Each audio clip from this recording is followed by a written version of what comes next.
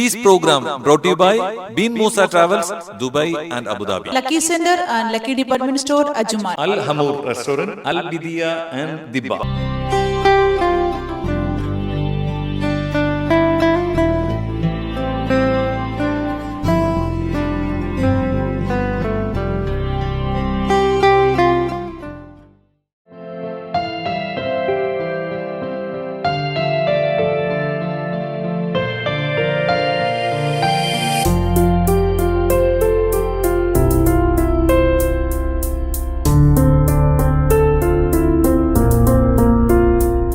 അവർ T V 24/7 അക്ഷരപുലരി എന്ന പ്രോഗ്രാമിൽ ഇന്ന് എന്നോടൊപ്പം ഉള്ളത് ഡോക്ടർ ഹസീന ബീഗം.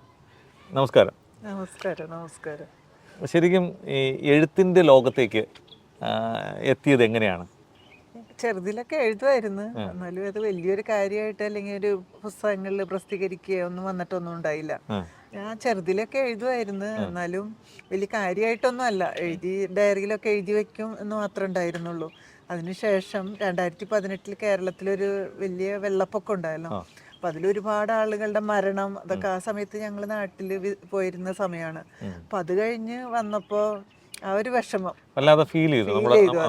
നമ്മുടെ ബന്ധക്കാര് അല്ലെങ്കിൽ നമ്മുടെ അയൽപക്കക്കാരൊക്കെ അവരൊക്കെ മെയിനായിട്ട് മരണത്തെക്കാൾ ഉപരി അവർക്കുണ്ടായ നാശനഷ്ടങ്ങൾ നമ്മൾ ശരിക്കും എഫക്റ്റ് ചെയ്ത്. അങ്ങനെ വന്ന് ഞാൻ മരണം എന്ന് പറഞ്ഞ ഒരു കവിത എഴുതി. അതന്നെ, അതില് മരണം എന്ന കവിതയാണ് എൻ്റെ ആദ്യമായിട്ട് എഴുതിയത്. പിന്നെ ഞാൻ കുറെയൊക്കെ എഴുതാറുണ്ട്. പിന്നീട് ഇത് ഹസ്ബൻഡ് ഒന്ന് പാടി കേൾപ്പിച്ചു. അപ്പൊ നമ്മുടെ അക്ഷരങ്ങൾക്ക് ഒരു ജീവൻ വരുമ്പോ അതൊരു പ്രത്യേക ഒരു സന്തോഷല്ലേ നമുക്ക്. തീർച്ചയായിട്ടും. അങ്ങനെയാണ് ഞാൻ പിന്നെ എഴുതി തുടങ്ങി. ആദ്യം ഈ മരണം എന്നുള്ള കവിത, ഒരു കവിത മാത്രം എഴുതി. അത് കഴിഞ്ഞിട്ട് പിന്നെ അവിടെ നിന്ന് അങ്ങോട്ട് എഴുതാൻ തുടങ്ങി. അങ്ങനെ പിന്നെ മാധ്യമങ്ങളിലൊക്കെ പലരും എന്നെ വിളിച്ചിട്ട് ഓരോ ലേഖനങ്ങൾ എഴുതാൻ, ഒരു ജെനുവിൻ ടോപ്പിക് എന്നിട്ട് എഴുതാൻ പറഞ്ഞു. അങ്ങനെ എഴുതി. പിന്നെ അങ്ങനെ എഴുത്തിന്റെ ലോകത്തേക്ക് മാറി. ഈ മുൾവേലിക്കപ്പുറം ഇത് എവിടെയാണ് അതിന്റെ പ്രകാശനമൊക്കെ നടന്നത്? Sharjah international book fair. ഈ സമയത്തായിരിക്കും അല്ലെ ഒരു ഗിന്നസ് വേൾഡ് റെക്കോർഡ് അല്ലേ? അതെ, ആ സമയത്താണ്. അന്ന് ആ വർഷം പബ്ലിഷ് ചെയ്ത പുസ്തകക്കാർ എല്ലാവരെയും ഒരുമിച്ചിരുത്തി ഒരു ഒപ്പിടുന്ന ഒരു പദ്ധതി ഉണ്ടായി. അതിൽ എൻ്റെ ഈ ഒരു പുസ്തകം തിരഞ്ഞെടുത്ത് അങ്ങനെയാണ് മുൾവേലിക്കപ്പുറം ഗിന്നസ് വേൾഡ് റെക്കോർഡിലെ ഒരു ഭാഗമാണ് ഈ പുസ്തകം. ഓ, ഗ്രേറ്റ് ഗ്രേറ്റ്. ഇത് നമ്മുടെ എഴുത്തിന്റെ ലോകത്തേക്ക് ആദ്യമായി എത്തിച്ച കവിതകളാണ്. എല്ലാം കവിതകളാണ്. വ്യത്യസ്തമായ സൗഹൃദത്തെയും ഒക്കെ അല്ലേ? മരണം, സൗഹൃദം, പുഞ്ചിരി എന്ന പുഞ്ചിരി അത് മറ്റുള്ളവർക്ക് നമുക്ക് സമ്മാനിക്കാവുന്ന ഏറ്റവും വലിയ ഒന്നാണ് പുഞ്ചിരി, അല്ലേ? കാരണം പുഞ്ചിരിച്ചൊരു മുഖം കാണുമ്പോൾ നമുക്ക് തന്നെ ഒരു പോസിറ്റീവ് എനർജി. തീർച്ചയായിട്ടും. ടീച്ചർ ശരിക്കും ടീച്ചർ ഞാൻ കാണുമ്പോഴും എനിക്ക് ഫീൽ ചെയ്തത് തന്നെ. അതായത് നമുക്കൊരു എനർജി കിട്ടുന്ന ഒരു ഫീലാണ്. പിന്നെ അതുപോലെ തന്നെ അടുത്തത് കണ്ണുനീർ പൂക്കൾ. അത് സത്യത്തിൽ ആ വർഷം അവിടെ നാട്ടിൽ തന്നെ ഒരു കുട്ടിയുടെ ഒരു മരണം, പെട്ടെന്ന് തന്നെ പുഴയിൽ വീണിട്ട് ഒരു കുട്ടി മരിക്കുമ്പോൾ ആ വീടിനുണ്ടായൊരു നഷ്ടം. അങ്ങനെയാണ് കണ്ണുനീർ പൂക്കൾ എന്ന് പറഞ്ഞിട്ട് അങ്ങനെ ഒരു കവിത എഴുതിയത്. ഈ മരണമില്ലാത്ത കാവൽ ഭടന്മാർ, അത് എന്താണ് അതിൻ്റെ ഒരു? അത് സത്യത്തിൽ നമ്മുടെ രാജ്യത്തിന്റെ അതിർത്തി കാക്കുന്നവരാണല്ലോ. അപ്പൊ അവര് വീടിനെ എല്ലാം ത്യജിച്ചിട്ടാണ് അവിടെ പോയി നിന്നിട്ട് നമ്മുടെ രാജ്യത്തെ രക്ഷിക്കാനും നമ്മുടെ രാജ്യത്തെ ജനങ്ങൾക്ക് വേണ്ടി അവരുടെ ജീവിതം ഒഴിഞ്ഞു വെച്ചിരിക്കുകയാണ്. അങ്ങനെ അവർക്ക് വേണ്ടി ഒന്ന് ഡെഡിക്കേറ്റ് ചെയ്ത് എഴുതിയതാണ് ഇത്. അത് കഴിഞ്ഞിട്ട് പിന്നെ വരുന്നുണ്ട് പ്രണയം. സ്വാഭാവികമാണ്. പ്രണയത്തെ കുറിച്ചുള്ള അനുഭവങ്ങൾ എങ്ങനെയാണ് ഈ എഴുത്തിലൂടെ? പ്രണയത്തെ കുറിച്ചെന്ന് പറഞ്ഞാൽ പ്രണയം എല്ലാവരും ഉണ്ടാവുമല്ലോ. എല്ലാത്തിനോടും നമുക്ക് പൂക്കളോട് പ്രണയം ഉണ്ടാവാം. അതൊരു മനുഷ്യ സഹജമാണ്. നമുക്ക് നമ്മുടെ പാരന്റ്സിനോടുണ്ട് ഒരു ഇതുണ്ട്, മക്കളോടുണ്ട്. അതെ അതെ അതെ. പ്രണയം സത്യത്തിൽ എനിക്ക് ഡ്രസ് കോഡിനോടാണ് ഒരു പ്രണയമാണ്. കളർ കോഡ് അതൊരു രസമാണ്. പിന്നെ അത് കഴിഞ്ഞിട്ട് കാത്തിരിപ്പ് വരുന്നുണ്ട്. കാത്തിരിപ്പ്, അത് ക്ഷമ. ക്ഷമ പലപ്പോഴും സത്യത്തിൽ നമുക്ക് ആവശ്യമുള്ള ഒന്നാണ്. നമ്മൾ ഒരുപാട് കാര്യങ്ങളാണ് ഇവിടെ, പ്രത്യേകിച്ച് ഈ പ്രവാസ ലോകത്ത് ചില സമയത്ത് നമ്മളെ, പിന്നെ എന്നെ സംബന്ധിച്ചൊരു പ്രധാന അധ്യാപിക ആകുമ്പോൾ ഒരുപാട് ആളുകളെ ഫേസ് ചെയ്യേണ്ടി വരുമല്ലോ. അപ്പൊ നമുക്ക് ക്ഷമയുണ്ടെങ്കിൽ അതിനെ എങ്ങനെയെങ്കിലുമൊക്കെ നമുക്ക് സോൾവ് ചെയ്ത് കൊണ്ടുപോകാൻ പറ്റും. ഏത് വർഷം മുതലാണ് ഇവിടെ അധ്യാപനത്തിലോട്ട് വന്നത്? ഇവിടെ ഞാൻ 2005-ലാണ് 2005 ഈ സെയിം സ്കൂളിൽ തന്നെ അധ്യാപികയായിട്ടാണ് ജോയിൻ ചെയ്തത്. എത്ര വർഷം എങ്ങനെയായിരുന്നു എൻ്റെ ഗ്രാഫ്? അത് കഴിഞ്ഞ് പിന്നെ ഞാൻ HOD സബ്ജക്ട് ഹെഡായിട്ട് വന്ന്, പിന്നെ ഒരു സെക്ഷൻ സൂപ്പർവൈസറായിട്ട് വന്നു. അങ്ങനെ ഇപ്പോൾ ഒരു HM ആയിട്ട്. ഓ ഗ്രേറ്റ്. അപ്പോൾ സ്കൂളിൽ ഈ സ്കൂളിലെ ജോലി തിരക്കുകൾക്കിടയിലും ഈ എഴുത്തിലേക്ക് വരുമ്പോൾ അതിന് എങ്ങനെയാണ് മറ്റുള്ളവരുടെ സപ്പോർട്ട്? ഇപ്പോൾ നമ്മുടെ കൊളീഗായിരുന്നാലും സ്കൂളായിരുന്നാലും അതെങ്ങനെയാണ്? അതെ, എനിക്ക് ശരിക്കും പറഞ്ഞാൽ ഈ അക്ഷരലോകത്തേക്ക് വന്നപ്പോൾ ഒരുപാട് സൗഹൃദങ്ങളുണ്ട്. സ്കൂളിനേക്കാൾ ഉപരി എനിക്ക് പുറത്ത് നല്ല സൗഹൃദങ്ങളുണ്ട്. പിന്നെ ഒരുപാട് സംഘടനയിൽ പ്രസിഡന്റ്, സെക്രട്ടറി അങ്ങനെയുള്ള പല സംഘടനകളിലുണ്ട്. അപ്പൊ അതിൽ നിന്നൊക്കെ കിട്ടുന്ന ഒരു സപ്പോർട്ട് എന്ന് പറഞ്ഞാൽ നല്ലൊരു സപ്പോർട്ടാണ്. കാരണം അവര് ചെറുതെന്തെങ്കിലും ഇപ്പൊ അത്ര നല്ലതല്ലെങ്കിൽ പോലും അതിന് നല്ലൊരു സപ്പോർട്ട് വരും. അത് നമുക്ക് തീർച്ചയായിട്ടും ഭയങ്കര ഒരു അനുഗ്രഹം പോലെയാണ് ഞാൻ കാണുന്നത്. അതുകൊണ്ടാണ് നമുക്ക് വീണ്ടും വീണ്ടും എഴുതാനുള്ളത്. അതെ, പിന്നെ വീട്ടിൽ നിന്ന് നല്ല സപ്പോർട്ട് ഉണ്ട്. ഹസ്ബൻഡ് നല്ല പാട്ടുകാരനാണ്, നല്ല സപ്പോർട്ടാണ്. പിന്നെ ഒരു മകനുണ്ട്, മകന് നന്നായിട്ട് പാടും. അപ്പൊ അവനാണ് പിന്നെ അധികം ബാക്കി കവിതകളൊക്കെ പാടിയിട്ടുള്ളത്. അപ്പൊ അങ്ങനെ വന്നപ്പോ നമുക്കതൊരു ഇൻസ്പിറേഷനായി. അപ്പം ഇത് 2018 പുറത്തിറങ്ങിയ മുൾവേലിക്കപ്പുറം.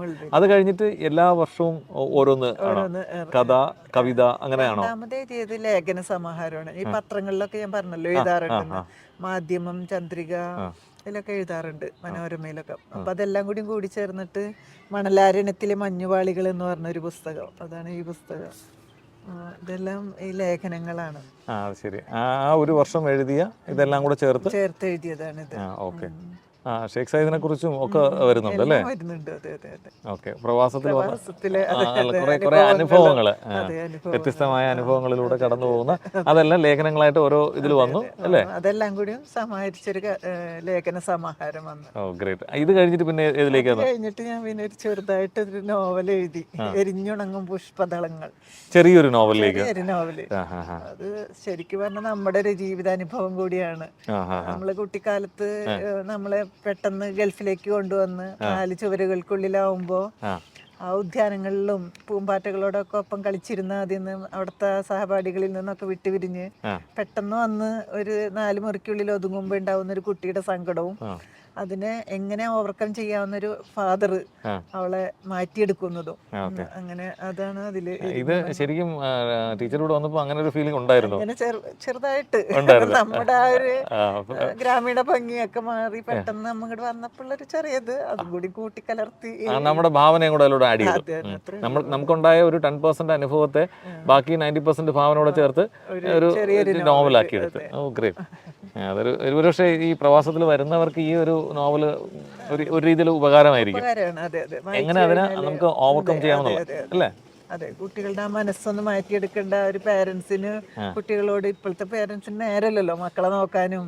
അപ്പൊ അവര് ആ കുട്ടികളായിട്ട് എങ്ങനെയൊക്കെ ചെലവഴിക്കണം എന്നും അതൊക്കെയാണ് അതില് ഒരു വന്നേക്കുന്നത്. ഇത് കഴിഞ്ഞിട്ട് പിന്നെ ഏതിലേക്കാ വരുന്നത്? അത് കഴിഞ്ഞിട്ടാണ് പിന്നെ ഈ 2 എന്താണ് കവിതാ സമാഹാരങ്ങൾ തന്നെ, അക്ഷര നക്ഷത്രങ്ങൾ, മഴനൂൽക്കനവ്, 2ഉം കവിതാ സമാഹാരങ്ങൾ തന്നെയാണ്. അതിനുശേഷം ഞാൻ ഇത്തിരി ബുദ്ധിമുട്ടി എഴുതിയൊരു പുസ്തകമാണ് ഈ പുസ്തകം. ഇത് UAE 40 വർഷം പിന്നിട്ട വ്യക്തികളെ നേരിട്ട് പോയിട്ട് ഇന്റർവ്യൂ നടത്തി.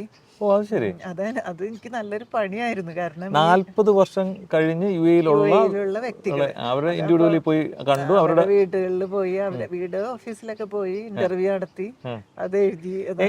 എന്തായിരുന്നു ഇതിലേക്ക് എത്താനുള്ള ഒരു പ്രചോദനം? അങ്ങനെ സത്യത്തിൽ നമ്മളെല്ലാവരും വിചാരിക്കും, അതാണ് എൻ്റെ ഒരു കോൺസെപ്റ്റ് വന്നത്. ഗൾഫ് എന്ന് പറഞ്ഞിട്ടുണ്ടെങ്കിൽ എല്ലാവരുടെ മനസ്സിലും ഒരു വലിയ ദുബായിയുടെ ഒരു വലിയ ബിൽഡിങ്ങുകളും ലൈറ്റും അറേഞ്ച്മെന്റും ഇതൊക്കെയാണ്. പക്ഷെ എന്താണ് ഇവിടുത്തെ ഒരു പ്രവാസി അനുഭവിക്കുന്നത് അതെല്ലാവർക്കും മനസ്സിലാവുന്നില്ല അല്ലെ?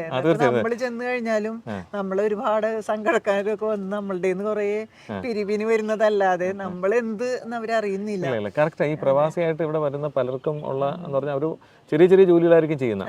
പക്ഷേ ഇവർ നാട്ടിൽ പോകാൻ നേരത്തെ, അതായത് എയർപോർട്ടിൽ പോകുന്നതിന് മുമ്പാണ് നല്ല വസ്ത്രം പോലും ഇടുന്നത്.